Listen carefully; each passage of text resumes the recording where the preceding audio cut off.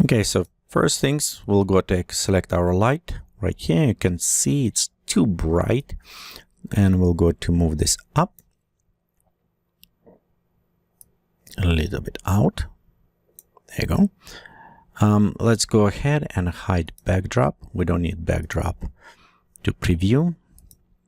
However, I want to enable front one and mid, and we're going to actually select the mid plane and add some of the red ones.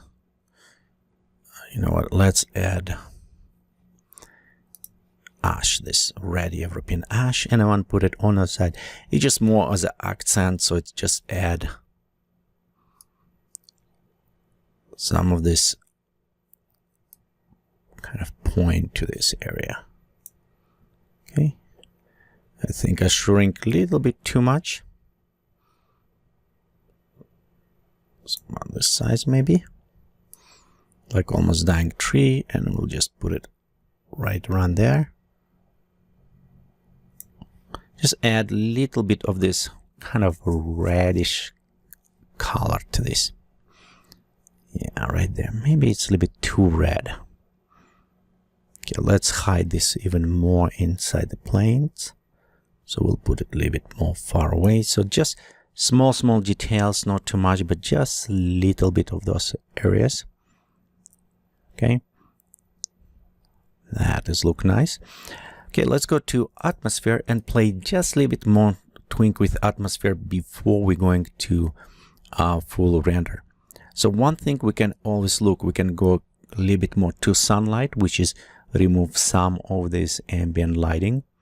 But because we have strong lights, it won't affect as much, but right in this area, we will have a little bit stronger shadows, so we can always create more mystery.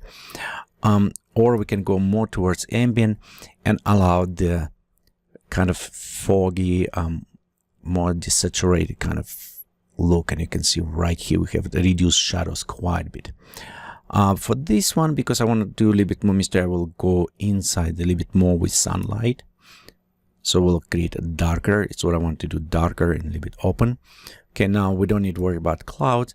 Sky fog, we can always increase a little bit more reddish with the decay. As well, we can increase this height a little bit on a back by increasing haze. I want pop-up fog a little bit higher and add glowing to our atmosphere. So this is will make our atmosphere glowing quite a bit. The settings. So let's wait a second till it's updating. But you also can look on the leaves right there. It's actually creating nice glowings of this spotlight. It's almost our point of view. So in this case, if you want, you can put any hero or some special point of focus right in this spot. And in this case, it will all attention will go to just that hero. And maybe we'll add something, I don't know, some stuff right here. We can add a tree or other things and see if it will bring that attention. Okay, so let's go click OK on this one. Actually, let's speak about tree. Let's see if we can find something. For example, let's go bring this dead tree. Okay, and we'll just go and bring right on the middle.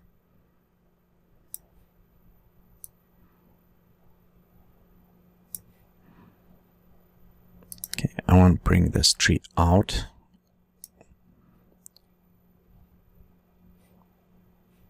Okay, let's wait a second. It should refresh update right here. But this is example, so you can see now we have some hero object right on middle. So we'll take our attention to this. And we can take this actual object and move a little bit more on the back.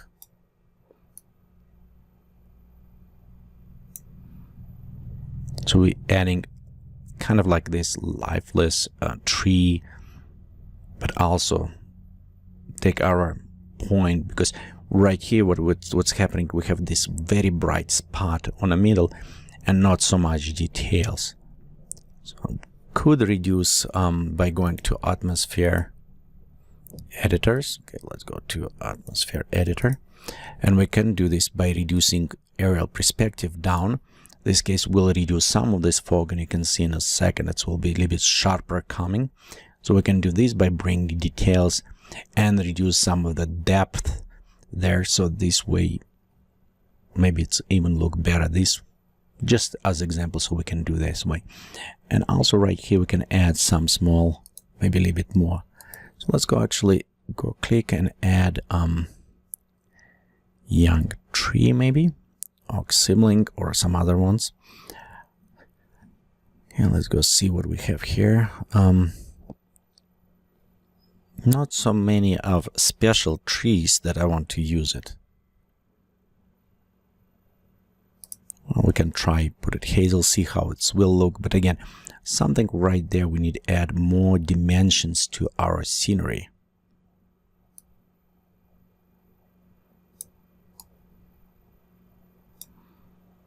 Okay, we will bring too close right there.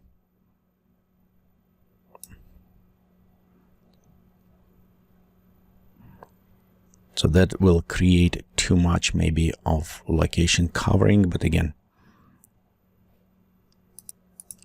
Okay, so right here you can see, but instead let's go bring back that was before.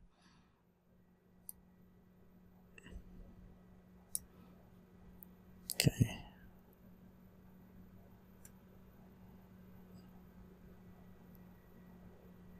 Just right around there. So let's see. That should create nice spot details for our eyes.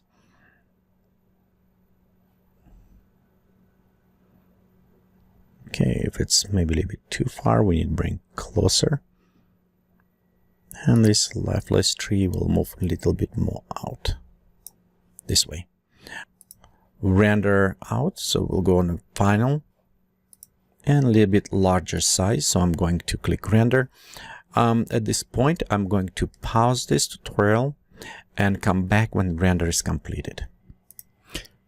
Okay, so right here, our render is complete. You can say it's take 14 minutes, which is not very bad at all for this size.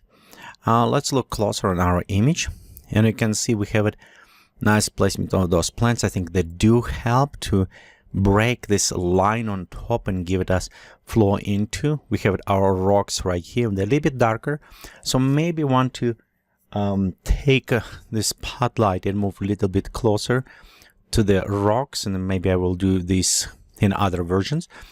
But you also will have the scenery if you purchase tutorial with your bonus pack, so you can play around, readjust.